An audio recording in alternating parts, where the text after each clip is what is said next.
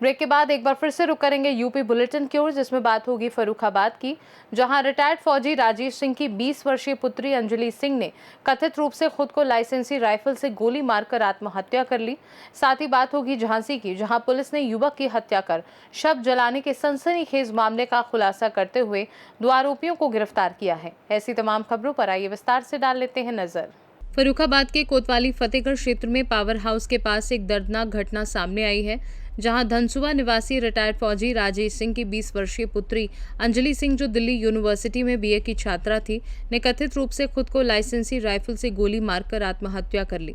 जानकारी के अनुसार अंजलि 21 जून को घर आई थी और घटना के समय उसकी मां रागिनी और भाई ललित घर से बाहर दुकान पर थे। घर लौटने पर परिजनों को घटना की जानकारी मिली, जिसके बाद हड़कंप मच गया और पुलिस को सूचना दी गई। मौके पर पहुंची पुलिस ने शव को कब्जे में लेकर पंचनामा भर पोस्टमार्टम के लिए भेज दिया और लाइसेंसी राइफल को अपने कब्जे में ले लिया है। अपर पुलिस अधीक्षक गिरीश कुमार ने बताया कि पोस्टमार्टम रिपोर्ट के बाद आगे की कार्यवाही की जाएगी। क्या नाम है आपका? राजेश कुमार। कहाँ के रहने वाले? नलकूप कॉलोनी धनसुआ। अच्छा, क्या मामला हुआ, कैसे ये घटना कैसे हुई? मामले का पता नहीं लग पाया अभी। ये मृतका है, वो कौन है आपकी? मेरी बेटी है। बेटी है। बेटी क्या कर रही थी, कहाँ पढ़ती थी, क्या मामला? बेटी DU से ग्रेजुएशन कर रही थी। अच्छा, कहाँ से? DU से। अच्छा, DU कर रही थी। कितने बच्चे हैं आपके? 2 बच्चे हैं, एक बेटी है। अच्छा, बेटा क्या करता है? बेटा भी अपना ग्रेजुएशन कर रहा है। भाई मामला कुछ पता नहीं लग पाया है क्या हुआ? जो गोली मारी है, जो गोली मारी किससे मारी थी उन्होंने? उन्होंने राइफल से मारी, मेरी लाइसेंस राइफल थी। अच्छा, घर पे कोई था या नहीं? घर पे कोई नहीं था। बेटा और उसकी माँ दुकान पे थे, मैं ड्यूटी पे था। अच्छा, तहरीर दी आपने? तहरीर दी आपने? बेटी ने दे दी थी, रात को पहुँच गए थे लोग। कितनी उम्र होगी बेटी की? बेटी की 20 साल। यहाँ का पोस्टमार्टम आ गया है? हाँ। रात्रि करीब 2 बजे दिनांक 4 जुलाई 2026 को थाना फतेहगढ़ तथा PRV 112 पर सूचना मिली कि एक युवती द्वारा गोली मारकर आत्महत्या कर ली। इस सूचना पर तत्काल थाना फतेहगढ़ पुलिस वेबर रोड नलकूप कॉलोनी पहुंची तथा मौके का निरीक्षण घटनास्थल किया गया। मौके पर गए तो जानकारी प्राप्त हुई कि युवती द्वारा लाइसेंसी राइफल से गोली मारकर यह घटना कारित की है, जिससे उसकी मृत्यु हो गई है। लाइसेंसी राइफल उसके पिता के नाम पर है। मौके पर फील्ड यूनिट को बुलाकर साक्ष्य संकलन की कार्रवाई की गई है। उच्चाधिकारी द्वारा भी मौके का निरीक्षण घटनास्थल किया गया है। लाइसेंसी राइफल को पुलिस के द्वारा कब्जे में ले लिया गया है और सभी पहलुओं की जांच की जा रही है। फील्ड यूनिट के द्वारा साक्ष्य संकलन की कार्रवाई भी की गई है। शव को पोस्टमार्टम हेतु भेजा गया है। सभी पहलुओं की जांच कर अग्रिम विधिक कार्रवाई अमल में लाई जाएगी।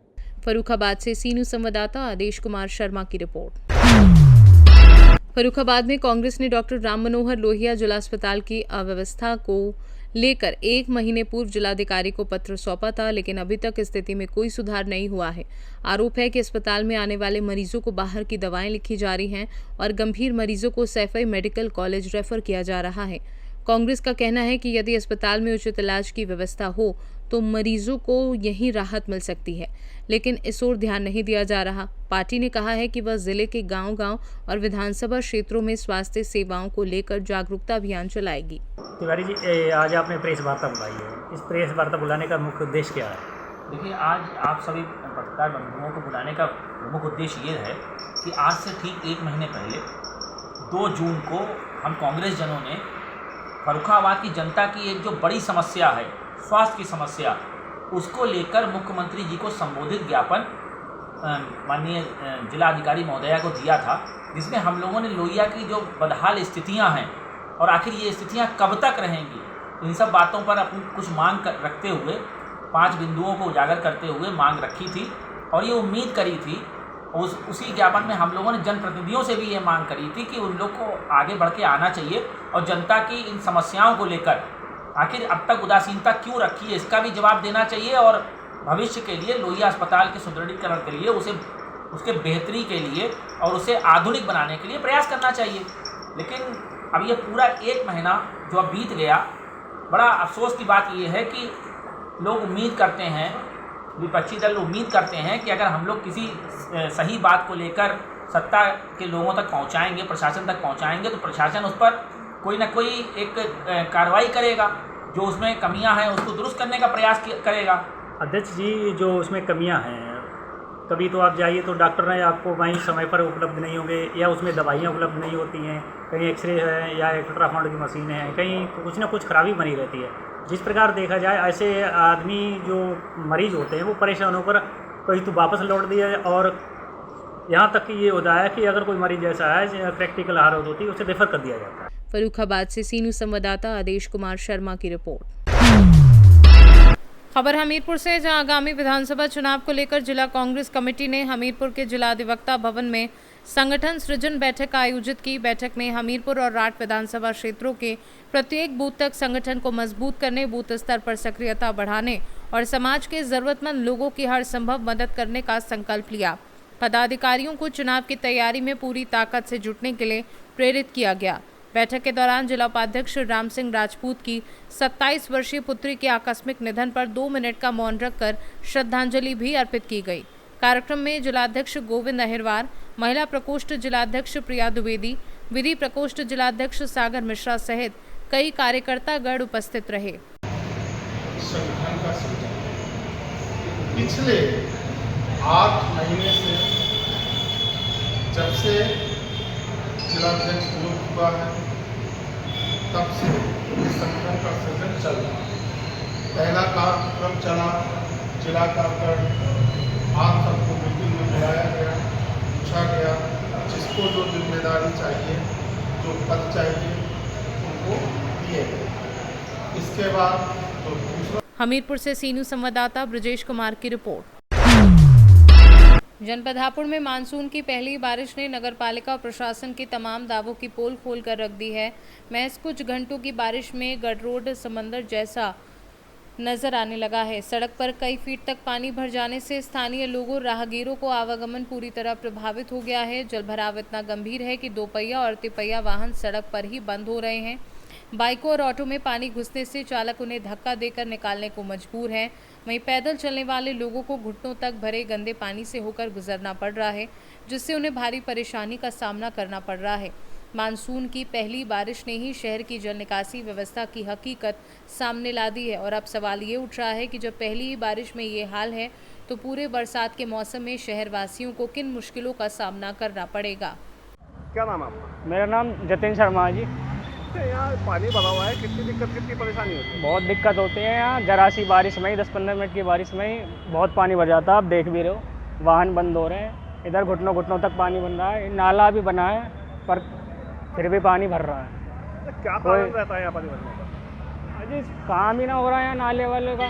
नाला बना है फिर भी काम नहीं हुआ, फिर भी उसमें जगह ही ना है पानी निकलने की। पानी निकलेगा कहाँ को? नाला ऊंचा बना दिया है, सड़क नीचे हो गई है, इसलिए पानी भर रहा है। और ये पानी काफ़ी सालों से भर रहा है, लगभग 6 महीने 1.5 साल से पानी भर ही रहा है। हापुड़ से सीनू संवाददाता सचिन सागर की रिपोर्ट। झांसी की लहचूरा पुलिस ने युवक की हत्या कर शव जलाने के सनसनीखेज मामले का खुलासा करते हुए 2 आरोपियों को गिरफ्तार किया है। पुलिस के अनुसार महोबा निवासी नेपाल सिंह की गुमशुदगी 29 जून को दर्ज कराई गई थी। जांच के दौरान परिजनों ने अपहरण कर हत्या और शव को मध्य प्रदेश के छतरपुर जिले के अलीपुरा क्षेत्र में जलाकर साक्ष्य मिटाने की आशंका जताई, जिसके आधार पर संबंधित धाराओं में मुकदमा दर्ज कर जांच शुरू की गई। मुखबिर की सूचना पर पुलिस ने झाड़ी बाबा तिराहा के पास से प्रीतम सिंह पायक और गोलू उर्फ राजा सिंह को गिरफ्तार कर घटना में प्रयुक्त मारुति जेन कार भी बरामद कर ली है। झांसी से सीनू संवाददाता चंदू रायन की रिपोर्ट। गौमाता की सेवा, सुरक्षा और सम्मान को लेकर देश भर में चल रहे गौ सम्मान आवाहन अभियान के द्वितीय चरण की तैयारियां तेज हो गई हैं। वृंदावन के संतों के आह्वान पर गौ हत्या पर पूर्ण प्रतिबंध तथा गौमाता को राष्ट्रमाता का दर्जा देने की मांग को लेकर संत समाज और आमजन लगातार अभियान चला रहे हैं। अभियान के प्रथम चरण में 27 अप्रैल को देश की लगभग 5000 तहसीलों में राष्ट्रपति, प्रधानमंत्री, मुख्यमंत्री एवं राज्यपाल के नाम ज्ञापन भेजे गए थे। वहीं देश भर में चल रहे हस्ताक्षर अभियान में 5 करोड़ से अधिक लोगों ने भाग लेकर गौसेवा, सुरक्षा और सम्मान के समर्थन में अपना सहयोग दिया। इस अभियान के द्वितीय चरण के अंतर्गत 27 जुलाई को महाराजगंज में गौसेवकों, संतों एवं आमजन के नेतृत्व में जिलाधिकारी को प्रार्थना पत्र सौंपा जाएगा। साथ ही हस्ताक्षर अभियान की प्रतियां भी प्रशासन को उपलब्ध कराई जाएंगी। इसी क्रम में वृंदावन से संत स्नेहा जी का जनपद महाराजगंज आगमन हुआ। बैठक में संत स्नेहा जी ने अभियान की रूपरेखा एवं आगामी कार्यक्रमों की जानकारी देते हुए सभी गौ भक्तों, व्यापारियों और आमजन से अधिक संख्या में हस्ताक्षर अभियान से जुड़ने का आह्वान किया। कार्यक्रम में संत श्री बालक दास जी गुरली, संत निखिल जी, कथावाचक विजय कृष्ण शांडिल्य जी, राष्ट्रीय स्वयंसेवक संघ के संघ चालक मोहन लाल अग्रवाल सहित विभिन्न सामाजिक एवं धार्मिक संगठनों के अनेक पदाधिकारी और गौभक्त उपस्थित रहे। महाराजगंज से सीनू संवाददाता मनीष कुमार कन्नौजिया की रिपोर्ट। मुरादाबाद के बिलारी थाना क्षेत्र में जमीन विवाद को लेकर दो पक्ष आमने सामने हैं। पीड़ित परिवार का आरोप है कि उनकी विवादित जमीन पर अवैध कब्जा कर निर्माण कराया जा रहा है, जबकि भूमि से जुड़ा मामला अदालत और इलाहाबाद हाईकोर्ट में विचाराधीन है। परिवार का दावा है कि जमीन पर उनके परिजन की समाधि भी बनी हुई है। उन्होंने स्थानीय पुलिस पर शिकायत के बावजूद कार्यवाही न करने और मामले को दबाने के आरोप लगाए हैं। हालांकि इन आरोपों की स्वतंत्र पुष्टि नहीं हुई है। पीड़ित परिवार ने मुख्यमंत्री से न्याय की गुहार लगाई है। वहीं पुलिस और प्रशासन की ओर से अभी तक कोई आधिकारिक बयान जारी नहीं किया गया है और मामले की जांच व न्यायिक प्रक्रिया जारी है। सुमित कुमार नाम है। सुमित कुमार जी, ये कौन सा एरिया है, क्या मामला है? ये सर उदरनपुर चक वीरमपुर है, बिलारी तहसील के अंदर में आता है, जिला मुरादाबाद लगता है। इसमें थाना कौन सा लगता है? थाना बिलारी लगता है। क्या मामला है जमीन को लेकर? मामला ये हमारा सर कोर्ट में है, हाई कोर्ट में है। तो कल से ये मोहनदन लोग जो हैं, जो कब्जा कर रहे हैं, उस पर कार्य करवा रहे थे, बना रहे थे। हमने 112 को कॉल की, 112 की पुलिस आती है, हमें देखती है, पूछती है, काम रुकवाने की भी सोचती है। उतनी ही देर में उनके पास एक थाने से फ़ोन आता है। थाने वाले बोलते हैं कि इन्हें हमारे पास भेज दो थाने, हम 15-20 मिनट में इनका फैसला कर देंगे। तो सर हमारा मामला हाई कोर्ट में है, तो हमारा थाने से फैसला कैसे हो जाएगा? पुलिस प्रशासन हमारी सुन रही है। ऐसे DIG को हमने भी एप्लीकेशन दी थी, उन्होंने बोला था काम रुक जाएगा, काम फिर भी नहीं रुका। हम मुरादाबाद जा नहीं पाए और जो है इस काम को रोक भी दिया जाए। हम काम को रुकवाना चाहते हैं। हमारी दादलाई ज़मीन है, मौजूदगी में वहाँ पे हमारी चाची की समाधि भी है, कोलू भी चलाया है और गांव के लोग भी 50 बोल सकते हैं इस चीज़ को। जो सच है वो सच है, हमारी ही ज़मीन है। नाम है आपका? सहदेव। क्या मामला है आपका? सर ये हमारी दादलाई ज़मीन है और जिसमें ये लोग विवाद कर रहे हैं। कौन लोग विवाद कर रहे हैं? ये शराफत है और शब्बीर हैं, जाहिद हुसैन है, वाहिद हुसैन है और भी कई भैया हैं जी, समझे। तो सर इन्होंने जो लोग, इन लोगों ने हमारी ज़मीन पर विवाद करा है और ये हमारी दादलाई ज़मीन है। इसमें हमारी भाभी की समाधि भी है और हमारा नल भी है इसमें गड़ा हुआ और इसमें हमारी बांसी भी है, समझे। हम और जो है सर फाउंडेशन भी है कोलू के हमारे। और सर मैं जो है नरेंद्र मोदी से, योगी जी से कहना चाहूँगा हाथ जोड़कर गरीबों की भी सुने सर। मामला है बताएं। मेरा नाम अंशु देवी है। मेरी योगी जी से यही प्रार्थना है, मेरे पति को हार्ट अटैक का दौरा पड़ गया, हमारी ज़मीन हमें मिलनी चाहिए। योगी जी हमारी मदद करिए, हम गरीब लोग हैं। इन लोगों ने हमारी ज़मीन पर जबरिया कब्जा कर रखा है। किन लोगों ने आपकी ज़मीन पर कब्जा किया है? जी, मोमदन लोगों ने। पुलिस ने क्या किया है अब तक? पुलिस ने सब आती है, ये लोग पता नहीं क्या करते हैं, वापस चली जाती है। तो पुलिस आपके लिए कोई समाधान नहीं कर रही है?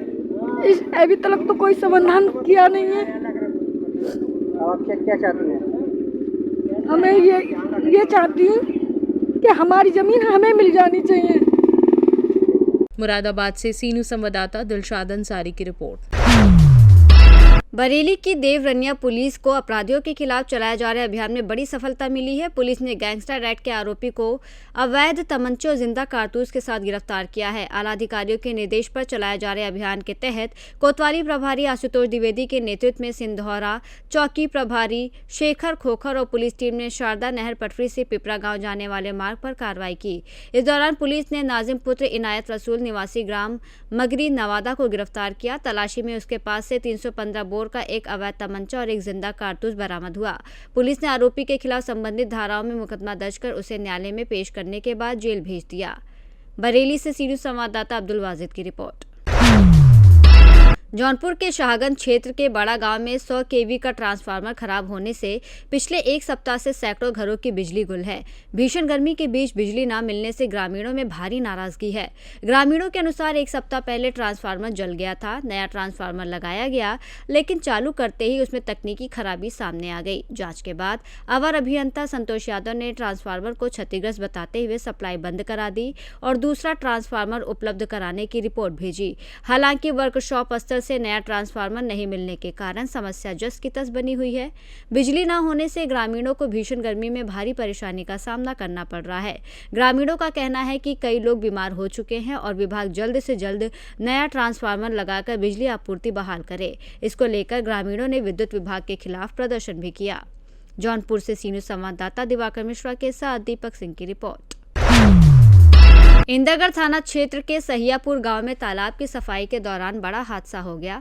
सफाई कर रही जेसीबी अचानक पलट गई, जिससे उसके नीचे दबकर एक युवक की मौत हो गई। हादसे के बाद जेसीबी चालक मौके से फरार हो गया। सूचना पर पहुंची पुलिस ने ग्रामीणों की मदद से युवक को बाहर निकाला, लेकिन डॉक्टरों ने उसे मृत घोषित कर दिया। पुलिस मामले की जाँच में जुटी है। कन्नौज से सीनू संवाददाता शिबू सैनी की रिपोर्ट। कन्नौज के गुरसाहिबगंज कोतवाली क्षेत्र के जलालाबाद स्थित पुराने जीटी रोड पर तेज रफ्तार और अनियंत्रित ट्रैक्टर ने फुटपाथ पर बर्फ बेच रहे ठेला संचालक को कुचल दिया। हादसे में बर्फ विक्रेता का ठेला नाले में जा गिरा, जबकि बर्फ खा रहा एक ग्राहक भी गंभीर रूप से घायल हो गया। स्थानीय लोगों ने ट्रैक्टर के नीचे फंसे बर्फ विक्रेता को बाहर निकालकर उपचार के लिए भेजा। हादसे में चालक समेत 4 लोग घायल हुए हैं। घायलों को एम्बुलेंस से अस्पताल भेजा गया। घटना के बाद मौके पर ग्रामीणों की भारी भीड़ जुट गई, जबकि पुलिस मामले की जाँच में जुटी है। कन्नौज से सीनू संवाददाता शिबू सैनी की रिपोर्ट। संभल जिले में यातायात पुलिस ने सड़क सुरक्षा अभियान के तहत बहजोई के संभल तिराहे पर अवैध पायदान लगाकर सवारियां ढोने वाले ऑटो चालकों के खिलाफ कार्रवाई की। पुलिस अधीक्षक और क्षेत्राधिकारी यातायात के निर्देशन में प्रभारी यातायात जग रोशन के नेतृत्व में अभियान चलाया गया और इस दौरान ऑटो में लगे अवैध पायदान मौके पर ही कटवा कर हटाए गए और नियमों का उल्लंघन करने वाले चालकों के खिलाफ कार्रवाई की गई। साथ ही यात्रियों को भी खड़े होकर सफर न करने और यातायात नियमों का पालन करने के लिए जागरूक किया गया। संभल से सीनू संवाददाता वसीम की रिपोर्ट। संभल में एक युवक ने अपने ही 4 भाइयों पर बिना अनुमति उसके ट्रैक्टर और जेसीबी बेचने की कोशिश करने का आरोप लगाया है। पीड़ित ने मुख्यमंत्री समेत आला अधिकारियों को शिकायत भेजकर कार्रवाई की मांग की है। हयातनगर थाना क्षेत्र के सुजफ्फरपुर निवासी सरताज का आरोप है कि उसके 4 भाइयों ने उसकी रजिस्टर्ड ट्रैक्टर और जेसीबी को बेचने का सौदा कर लिया। विरोध करने पर गाली गलौज और जान से मारने की धमकी दी गई। पीड़ित ने अधिकारियों से वाहनों की सुरक्षा, बकाया किराया दिलाने और आरोपियों के खिलाफ सख्त कानूनी कार्रवाई की मांग की है।